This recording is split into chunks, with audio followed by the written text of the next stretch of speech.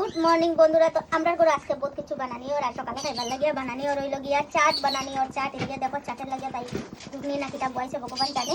আর এইদিকে বাদাম ভাজা ওর আর এইদিকে দেখো চাটও যে ছোট ছোট বড়া এগুলা বানানি মানে বানাইয়া রাখছে সব রেডি করে খাইমু আজকে কিন্তু।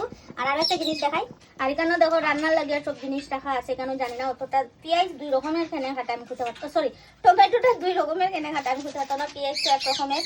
এখানেও কিছু আলু সিদ্ধ আছে আর এখানে হইলো এরকম মাংস রাখা আছে, এটা আজকের মাংস তরকারি বনবো।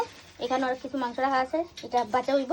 এখানেও আছে সব পেস্ট টুস্ট, এখানেও আছে দেখো প্রাকৃতিক দেখাইলে মাছের তেল আছে, তারপরে ওই দেখো মাছ বেটকি আর এখানেও আছে ওই যে দেখো মাছের তেল, এটা আমি আবার ডাকিয়ে রাখি দিই। আর এখানেও আবার কিছু পেস্ট আছে। তো দেখো ওই যে রান্নাঘরের অবস্থাটা আমরা এইরকম। আর তাই এখানেও বানাইলা বাদাম ভাজা।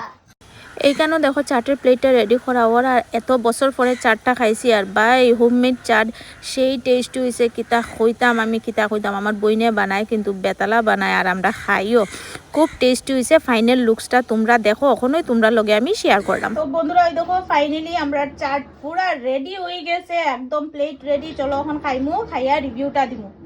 বন্ধুরা আমার ইগনোর করে দিও, রবিবার দিন তো এটা লাগে আমার অবস্থা এইরকম। তো চলো আমার চাটটারে তোমরা দেখো। আর এখন আমি খাইমু চাট। ওই যে